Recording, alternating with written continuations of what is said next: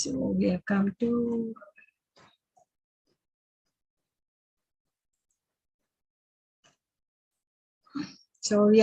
chapter 13, Kshetra, Kshetrajna, Vibhaga, Yoga, Nature, Enjoyer and Consciousness. Okay, so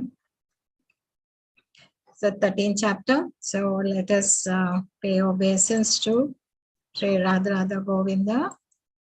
Om Ajnana Timirandasya Nanaka Shalakaya Chakshumitam Mena Tasmai Shri Gurave Namaha Sri Chaitanya Mano Abhishtam Stapita Mena Bhutale Swayam Rupa Kadamayam Dadati Swapadantikam Vandeham Sri Guru Sri Yutapada Kamala Sri Guru Vaishnamscha Sri Rupam Sagarajatam Sahagana Raghunatham Vittam Tam Sajivam Krishna Chaitanya Devam Sri Radha Krishna Padan Sahagana Lalita Sri Vishakana Vittamscha E Krishna Karuna Sindho Dina Bandho Jagat Pate Gopesha Gopika Kanta Radha Kanta Namostate Tapta Kanchana Gaurangi Radhe Vrindavaneshwari Vishabhanu Sute Devi Pranamami Hare Priye Om Namo Vishnu Padaya Krishna Prasthaya Bhutale Srimate Bhakti Vedanta Swamiti Namane Namaste Saraswati Deve Gauravani Pracharine Nirvishesha Sunyavade Paschat Desha Tarine Jayo Shri Krishna Chaitanya Prabhu Nityananda Shri Advaita Gadadhara Shri Vasadi Gaura Bhakta Vrinda Hare Krishna Krishna Krishna Hare Hare Hare Rama, Rama Rama, Hare Hare. So we have come to what did we do in the last chapter? It was all, he was summarizing the from 7 to 12 chapters. It was all on bhakti. See, devotional service. So finally, Krishna was emphatic in saying that personal devotion to Krishna is the supreme. So only by that we can go back to the Krishna, that is our mukti. Okay, because yesterday we were asking how to get mukti. Mukti is only by devotion to Krishna, and he gives us the paths that he says the anyanya bhakti, that is a pure devotion, is the topmost perfection, but it is very difficult and very rarely can achieve that perfection. But you can do sadhana bhakti, that is you follow the regulation principles given by the Acharya and guided by them. You do your sadhana, that is you wear steps. And if you have defined it that difficult, that is getting up early in the morning, chanting, then eating prasadam and all the time thinking of the Lord and things difficult, then do nishkama bhakti, that is give work for Krishna and give the results to the Lord. So that also is sometimes difficult, then you can take up to give the results to some charity and all that, because the giving up the results, I mean, it's not, you won't be selfish, you'll be little nothing. If that also is not possible, at least you can cultivate jnana and dhyana. So he's giving us the steps how to go progressively to the anyanya bhakti. That, I mean, because that's way you can slowly cultivate your bhakti and your love for the Lord. Otherwise, it's not possible. So this is the way you can take up the steps towards the goal to think. Because he himself says that I will personally come and deliver you from the birth and death cycle. Then he talks about the qualities of a devotee which are dear to him. Actually, these are the qualities we have to develop ourselves. The attitude to oneself, dealing with the others, how the reaction to events, even when they're having distress or happiness, how to be equipoised and how to be all the time absorbed in the Lord. So he described us the devotional service, the bhakti. See, bhakti is the main goal. That is what the message we have from the Bhagavad Gita. And the first 6 things, karma yoga was also, we are getting bhakti through work. So what is the chapter here? Here it starts with 6 questions by Arjuna. Then description, there were the Kshetra, Kshetrajna, Gnana and all that. And what is the process of, what is knowledge and what is the process to get it. and who is the object of knowledge, and then what is Prakriti and Purusha and unit. So this was all from the material thing. So the question comes here. What's the question is, but personal devotion to Krishna, we said, right? So if that is the thing, then why are we talking about Jnana Yoga, knowledge? If Bhakti is the culmination, why is Jnana presented in the last 6 chapters? That's some question will come, okay? And in truth, the entire Bhagavad Gita is about Bhakti only. There's nothing that, we are talking anything else. All the time we are talking about Bhakti, that is the path to go back to the Lord. So that is the thing we are talking about. The first 6 chapters we discussed how to achieve that through the work, how to do Karma Yoga. And the last described how to achieve it through knowledge. And the middle 6 discusses the Bhakti itself. So what is this knowledge? In 12th chapter, Krishna explained how he personally delivers his devotees from birth and death. So if we all the time, that's the personal devotion to Krishna. He has very clearly in his said how to get mukti from the, when he says delivers his devotees from birth and death cycle, that means it is the mukti. That is, you go back to the spiritual world from where there's no need to come back down. So what is this jnana? So how we are going to use this knowledge? This knowledge will help us to get detached from the Maya. That is how to get ourselves. We are entangled here, in the Maya. We are in the clutches of Maya, right? How to get detached from it and attached to Krishna. So by understanding this understanding will help us that. And it provides philosophical knowledge to extricate oneself from this. That's why we say that when we use knowledge as a means to attain devotion, it becomes a part of bhakti. So the whole thing is all about the devotion service to the Lord. How to surrender to the Lord is all about what we are learning in Bhagavad Gita. So it's all, that's what I said, mukti and things. So what did Arjuna ask? Arjuna said, "Oh my dear Krishna, I wish to know about Prakriti, that is nature, the material world, Purusha, the enjoyer, and the field, and the knower of the field, and of knowledge, and the end of knowledge." The blessed Lord said, "This body, O son of Kunti, is called the field, and the one who knows this body is called the knower of the field." That is Kshetra, Kshetragna. So Kshetra is your body, and the Kshetragna is the knower, who are the living in this body. So actually he's talking about the material thing, right? But Arjuna is a pure devotee. Okay, now he plays a part of as though he is, if a person is materially entangled, individual, then how he can come out of it.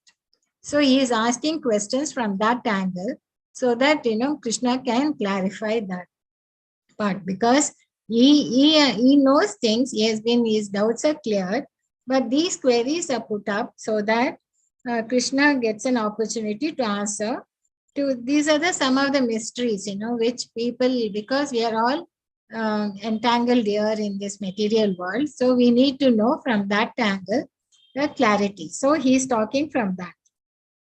So Kshetra is the body, and Kshetragna is the one. That is, we are living in this body. So Prakriti is nothing but material nature, and Purusha is the enjoyer, and Kshetra means his body, that is Sharira, and Kshetragna is the observer in the body, that we are the soul, Jiva here, and the super soul is the knower, and super soul is in all the bodies, is all living entities, right? And Jnanam is the knowledge, understanding the relationship between the body and the soul and the super soul is the knowledge, true knowledge. And what is the Nayam is the goal of knowledge. The goal of knowledge is to go back to Paramatma, that is, go back to the super soul. So here Krishna talks about Kshetrajnam chapi mam vidhi sarva kshetrashu bharata kshetra kshetrajnyo jnanam yat tas jnanam matam mam. O son Bharata, you should understand that I am also the knower in all bodies, And to understand this body and the owner is called knowledge. That is my opinion. So we are actually in the three states of consciousness. Okay. In this awake state, what is meant that we are awake means that the body is not at rest. So through the body we are operating, and the soul is there and super soul is there with us. But when the body is at rest, that means the body is at rest, but we have some dreams, isn't it? Where the subtle body is still working. So subtle body will be active, and that's how we get the dreams and all that. And we are still the super soul and soul is there. When we go into deep sleep, then our both the subtle body and the gross body is in rest. But still, who is active?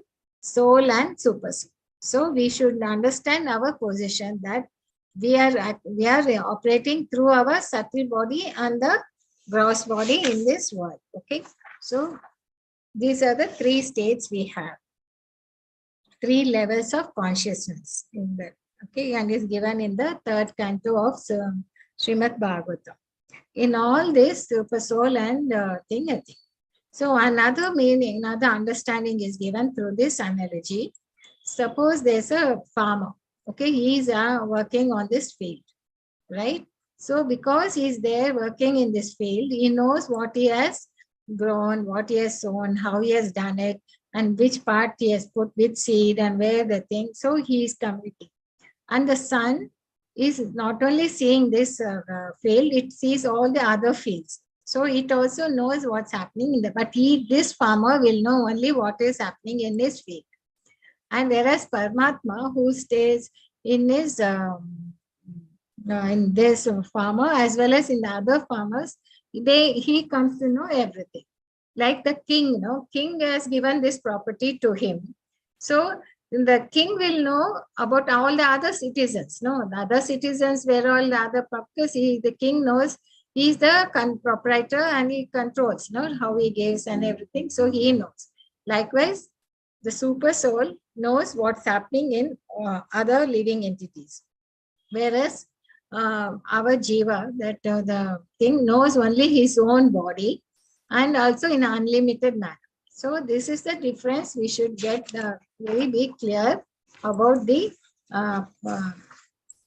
about what is the position we are in. The living entities, the soul, and the that is the Kshetra and Kshetrajna, that's thing which we need to understand clearly. Okay. And then Krishna says that all these are this knowledge, whatever we are talking about, the field of activities and of the knower of the activities is described at various stages in various Vedic writings. And it is specially presented in Vedanta Sutra with all reasoning as to cause and effect. The cause is who? The Krishna. And what is the effect is the world which he has created. So he is present everywhere. And about this, many sages like Vedvyas has written this Vedanta Sutra, and even Parishramani, Muni and all that, there are various sages who have given this knowledge. I mean, whenever we quote something, whenever we talk about some philosophy or even in the academic thing, we do give reference, we do give evidence from where we have taken this, and it is not generated by ourselves. We have referred to some text and then we would have quoted that. Same here, Krishna in this verse 13.5, he says this knowledge is being given by various sages in various Vedic writings. And one of that is given this, we are talking about, it is taken from Taittiric Upanishads, where they talk about how they realize the Krishna's presence depending on his level of consciousness. So this is known as Brahma Pancham Pratishta. Okay, it is taken from the Upanishads.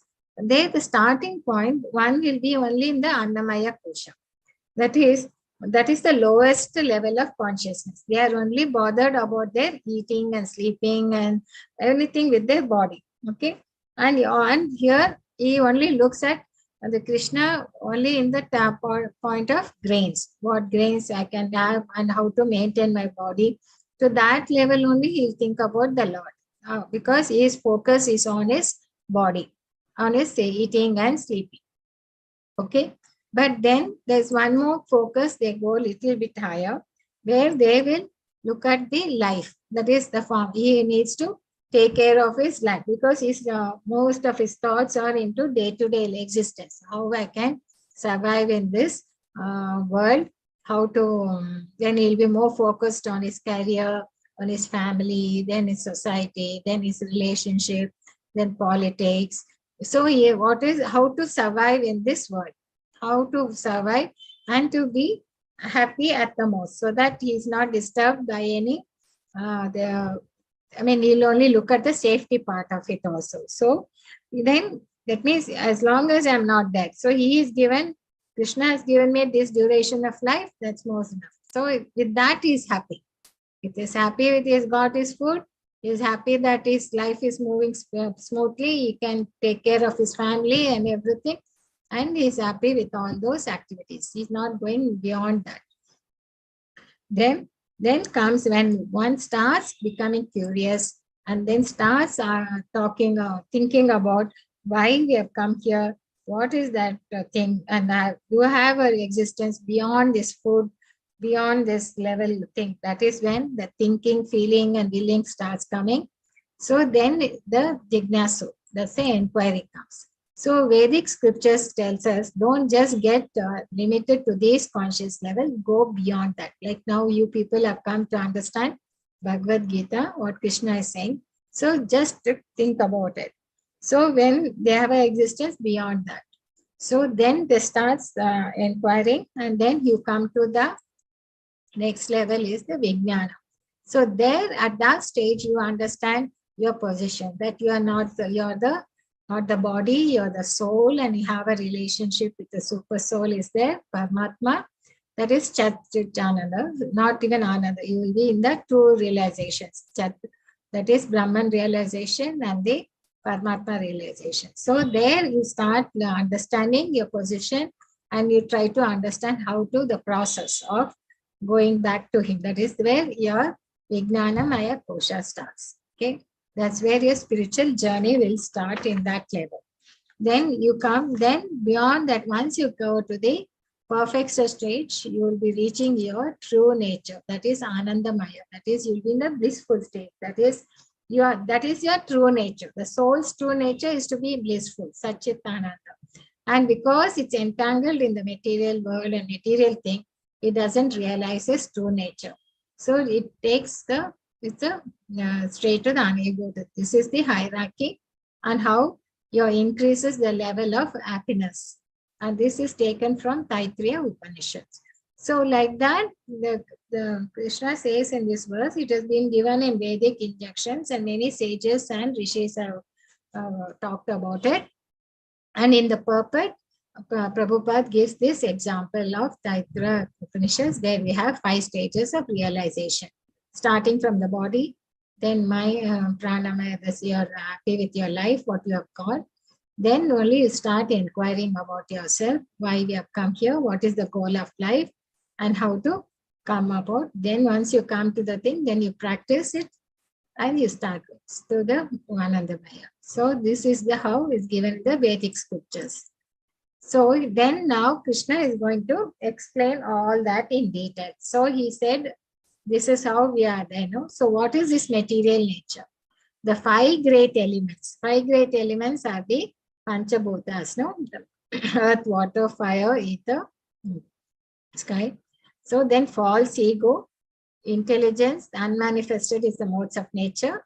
The 10 senses are 5 senses for acquiring knowledge and 5 working senses. 5 working senses are your legs, hands, voice, anus, and genitals. And the mind, the 5 sense objects. Sense objects are smell, taste, warmth, touch, and sound. And so the aggregate. So all these interactions, when they start interacting, and this is what we feel. Desire, hatred, happiness, distress, these are the things which is felt by the soul. So the aggregate, the life, symptoms, and convictions, all these are considered in summary to be the field of activities and its interactions. So these 24 elements, they interact with each other, and whatever we effect of them, we find, we realize it in this form, hatred, the thing. So if you want to give us an example, no? Suppose I want a sari, say I want to buy a sari and a thing. So what I do is, unless I purchase a sari, I think my, because I'm so much meditating on it and my life is useless. You want a particular type and you have to go to that and you keep on thinking about it. That means your meditation is on this. So sari is made of 5 gross elements. So your desire is dependent on any one of these 24 elements. So we are still hung up on the Annamaya and Pranamaya kosha. So we have not come beyond that. So if we depends on our desire and where we are thinking and the thoughts are all in. Normally it will be involved in all these 24. Any one of these 24 elements will be involved. Suppose if you want to ask somebody who is not in Krishna consciousness, say, how was your life? Then what they'll do, they'll come up with a huge life story. They'll keep telling how they had faced so many obstacles in their life and how they were struggled and how they, it's a small hut. Now they are able to build a big palace, so much structures, and they start talking on their success story. So one thing is, so that means they will only talk about on these 24 elements.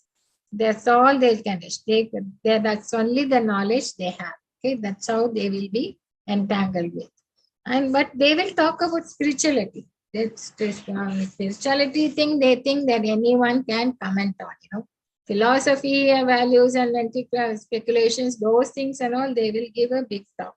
So if we are looking for true the path for self Krishna consciousness, we should approach proper people, okay, who are about that.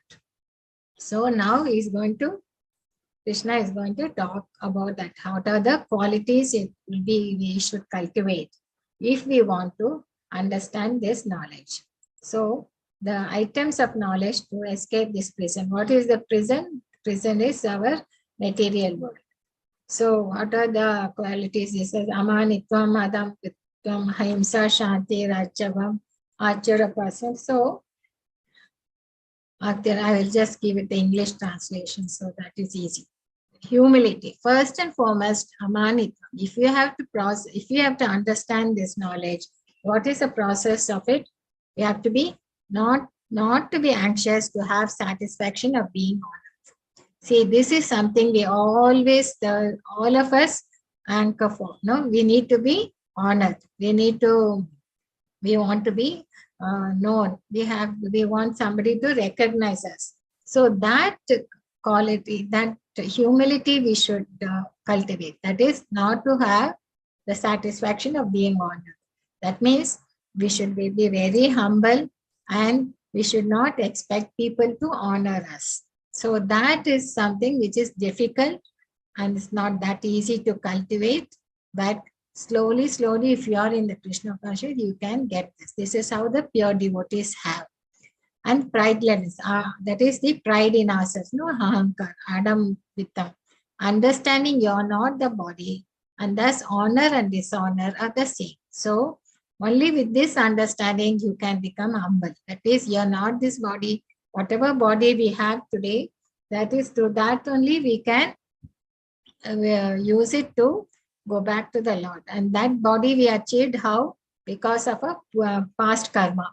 In our past life and lives, we had a lot of desires which we had, and we had talked about it, how the destiny was made. So this body was got by the past karma, right?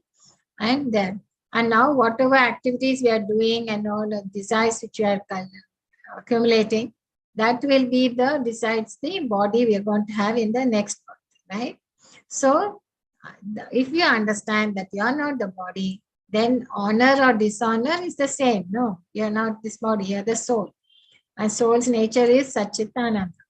Then ahimsa. So one has to elevate, unless one elevates people to this spiritual knowledge, then we are still practicing violence. Violence means that is still in the body concept, we are not killing that body. That means we are not coming out of that identification. So that is thing. So these are very important, to being humble and to be come out of that false ego. And then you have to tolerance. Tolerance is you have to be practiced to bear insult and dishonor from others. See, when you want to be in the path of Krishna consciousness, there's a lot of obstacles will come from our uh, other people, they will be there. So that we should be able to bear it, insult or dishonor from others. Then simplicity. We should be very simple and straightforward, so that you can disclose the truth even to an enemy.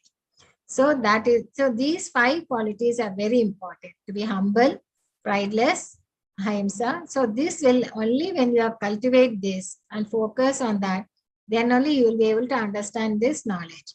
So then you have to accept a spiritual master. This is essential. And even to approach a spiritual master, you have to go with the attitude of being humble.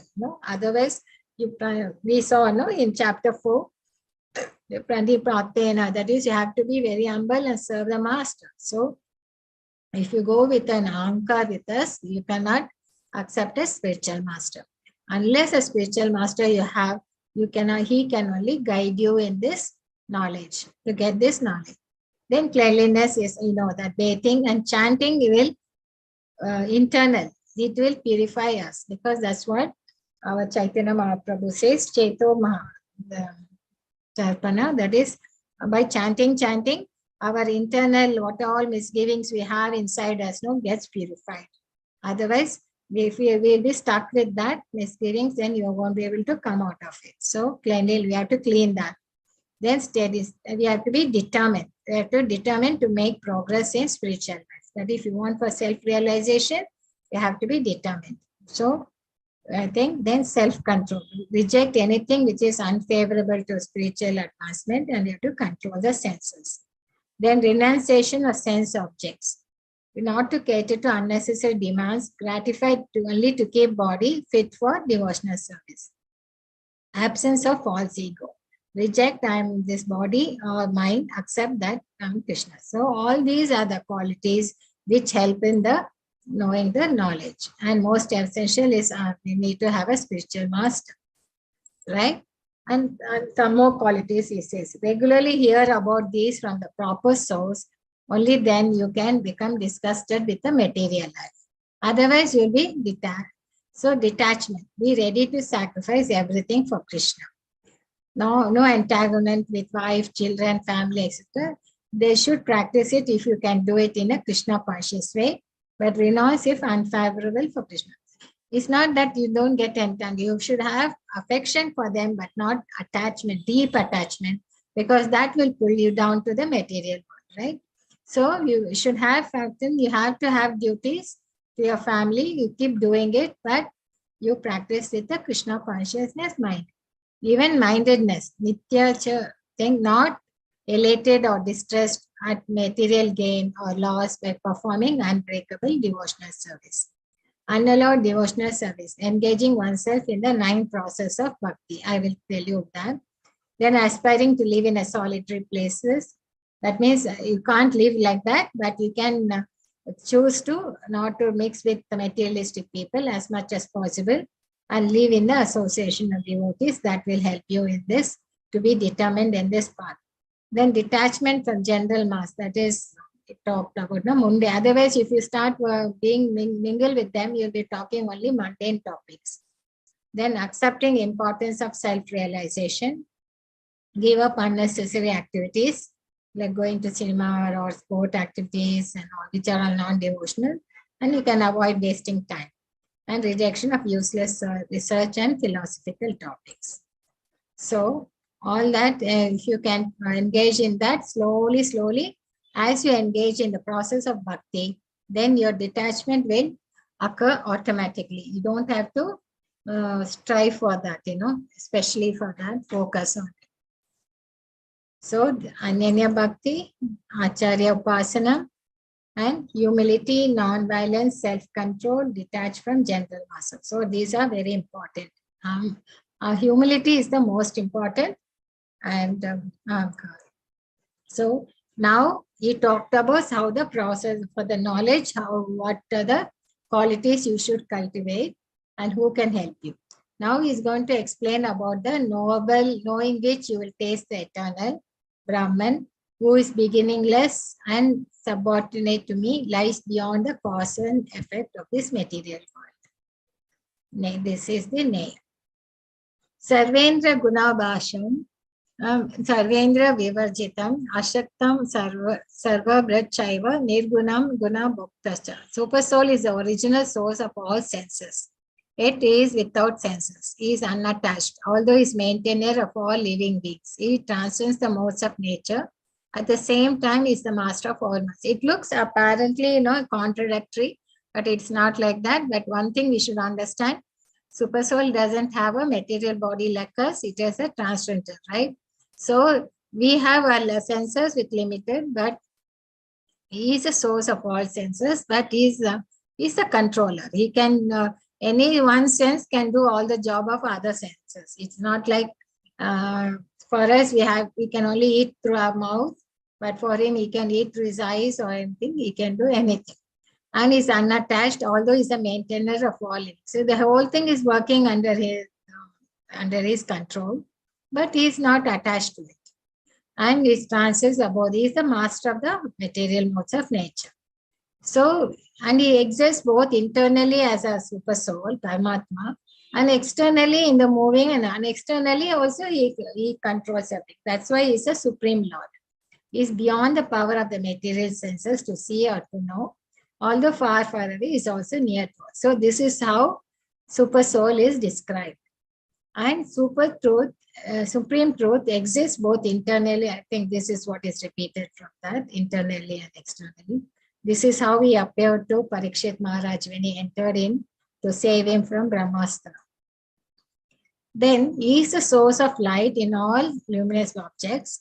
He is beyond the darkness of matter and is unmanifested. He is knowledge, he is the object of knowledge, and is the goal of knowledge. He is situated in it. So this is the description of a Supreme Lord from different angles. Okay. So here we have to know him, Krishna.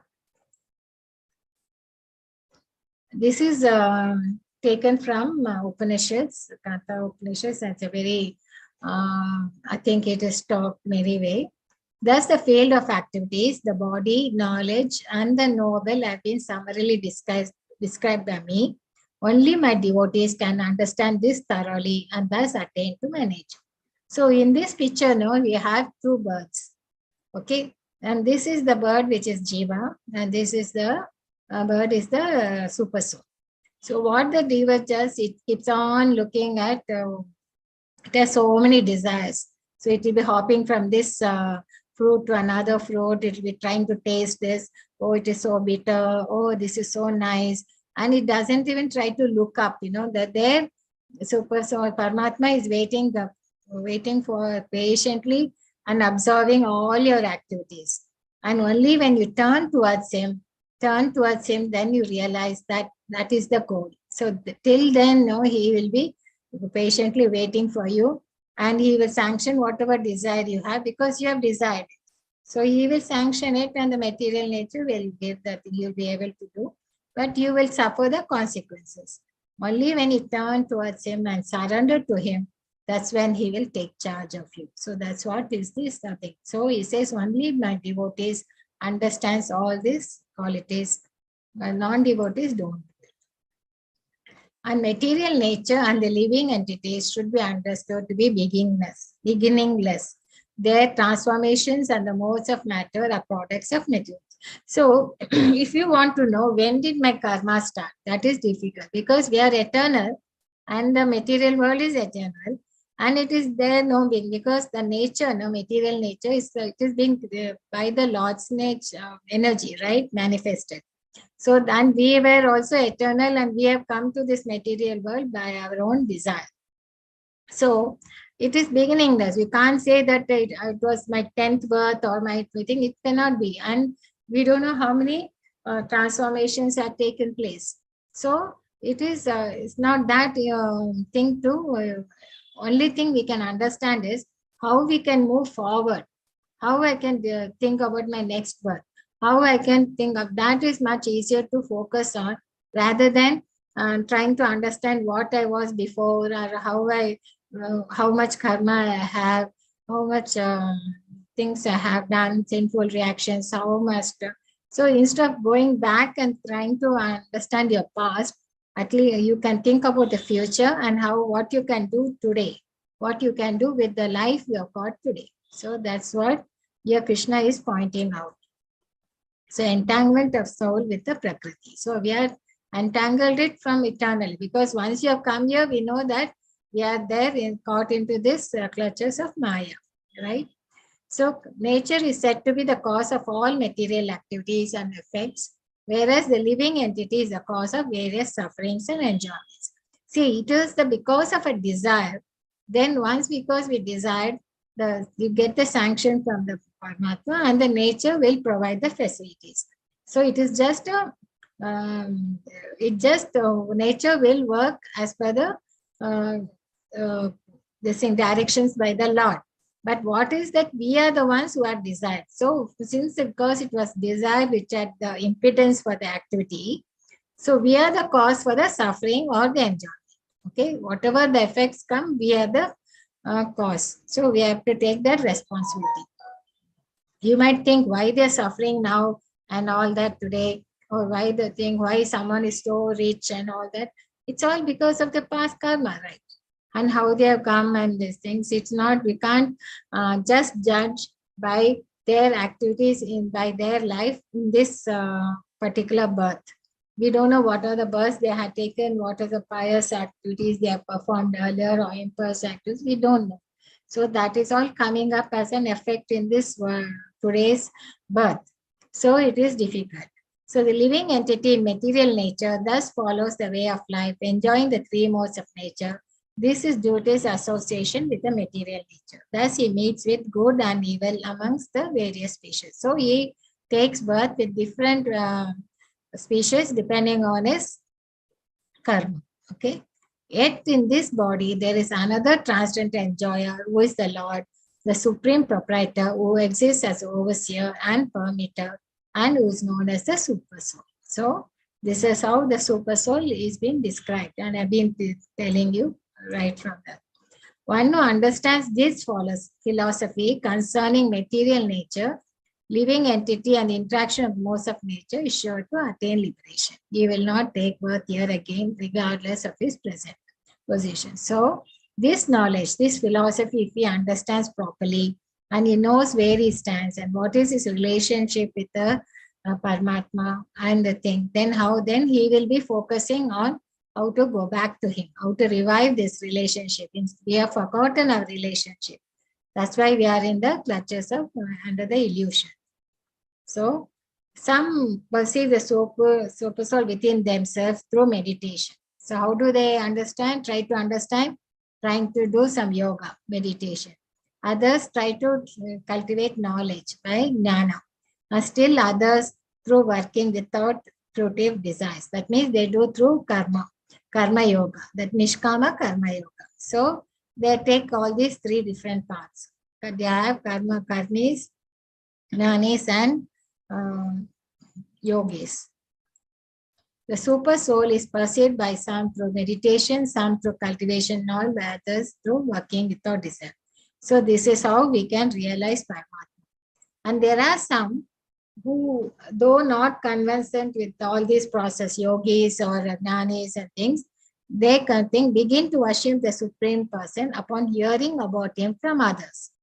Because of their tendency to hear from authorities, they also transcend the path of birth and death.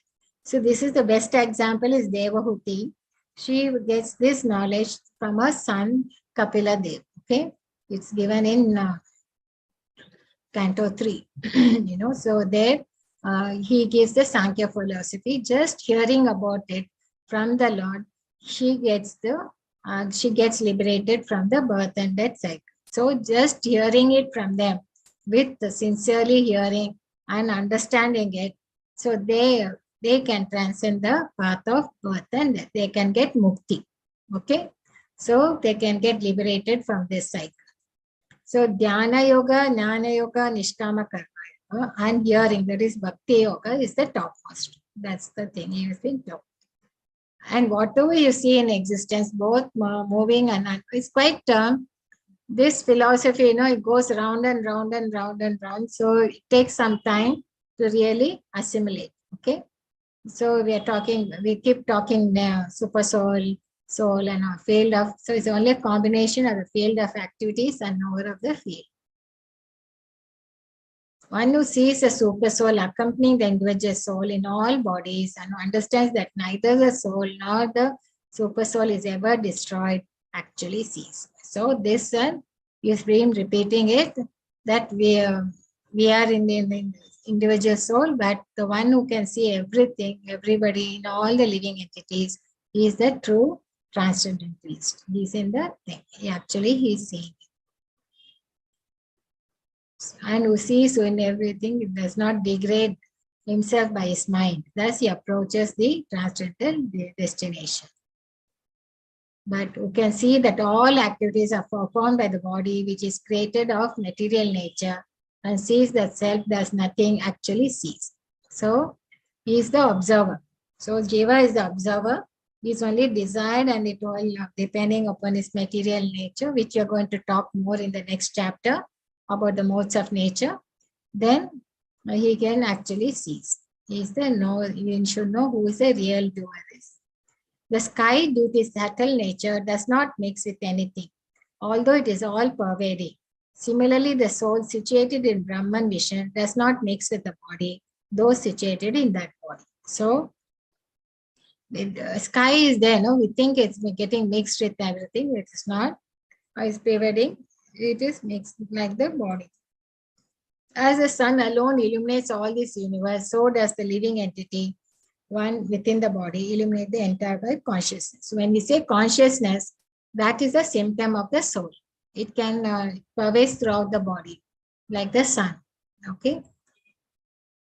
One knowingly sees this difference between the body and the owner of the body and can understand the process of liberation from this bondage, also attains the supreme goal. So if you want this, understanding this knowledge will also lead us to mukti.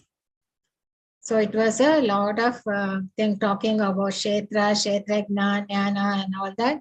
Kept on going round and round these three topics because Krishna wanted to does not want to leave any loopholes. He wanted to give clarity about what is the field of activities and how we are, if we are entangled in Annamaya Kosha or Pranamaya or Jnanamaya, so that level of consciousness, if we increase, you can reach to the ultimate goal. So Jnana. So we learned about the values and how to apply these teachings in our life. So Sri Krishna Chaitanya Prabhu says, Bolo Krishna, Bhajo Krishna, Koro Krishna Shiksha. So we always have to think about the Lord and how to surrender to him, how to do devotional service. Okay, I have some things. I talked about this 9 process of devotion. That is Shravanam, listening, and thing. Kirtanam is the singing and chanting. Shmaranam is all the time remembering. Then Archanam is Archanam Vandanam, that is praising. And then Pada Sevanam, Archanam worshipping the Lord. Dashya is servited like Hanuman. Sakya is a companion, as a friend like Arjuna. That Atma Devadan, that is you surrender completely like Bali Maharaj. So there are examples for this. Shravanam is hearing like Parikshit. He just heard about the Lord pastimes and he could get mukti. Then Kirtanam, chanting the holy name of the Lord is Shukadev Goswami. Vishnu Smaranam best example is Prahlad Maharaj. Then Pada Sevanam is serving the Lord's feet. That you can see Goddess Lakshmi all the time serving the Lord's feet. Archanam, deity worship by Maharaj Prithu, it's given in Bhagavatam. And Vandanam is Akrura. Executing orders is Hanuman. Serving as friend Arjuna. Complete surrender is Bali Maharaj. Okay. These are the examples of the Navadvivedi Bhakti. And yesterday I was supposed to show, and all this, now we wanted to talk about our temple, temple project we have, Mangaluru thing, ISKCON Mangaluru, Namanishta Das Prabhuji. They have got a land and they are having a big temple project. In fact, I was supposed to talk about it yesterday. I forgot. And actually, this is going to be like an education system. There will be a lot of, it's more like an education thing. It's not just a temple for where, like other ISKCON temples. There it will be a lot of courses and all will be offered. So I just wanted to show about this thing. I will just see if you can.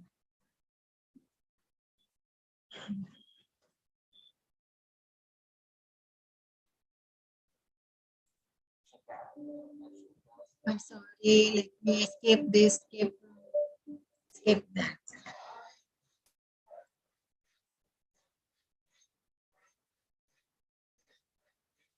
So this is the thing which is going to come, the project.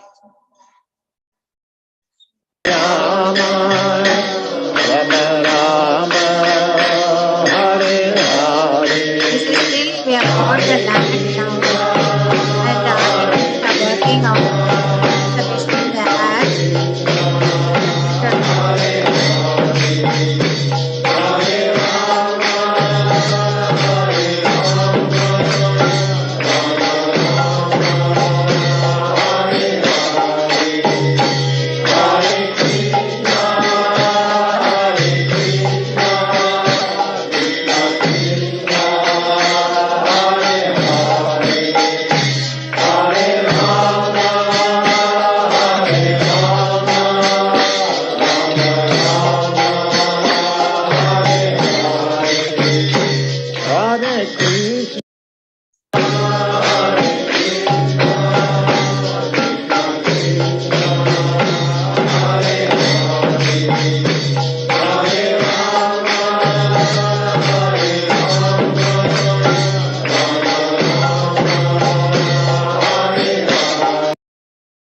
So this is a project which we are planning, and go back to, okay.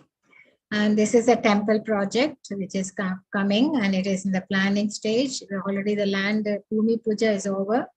And so this is a donation appeal from the temple, I think.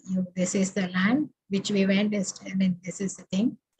And the constructions is going on. That is the how it will come, the final thing.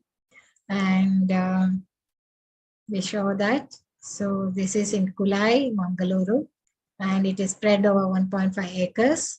And Govinda, and there will be guest rooms, brahmacharya ashram, open air auditorium, seminar halls. Mostly, Prabhuji was saying that it will be like focusing on all these, like, the spiritual knowledge. There will be have classes, and there will be auditoriums and all that. So mostly it will be in that thing. And you can share in sponsoring. For that, you can go to our website and see that, and you can share that thing, all that. You can be a membership, and or you can pay it in installments, or you can ISKCON membership is there, and you can, all these details are in the website. You can see that, okay, or any offers of a seva. So all these things are there.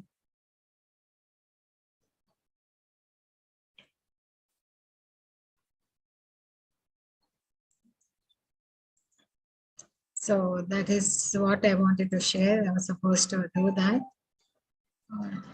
So I will stop sharing, and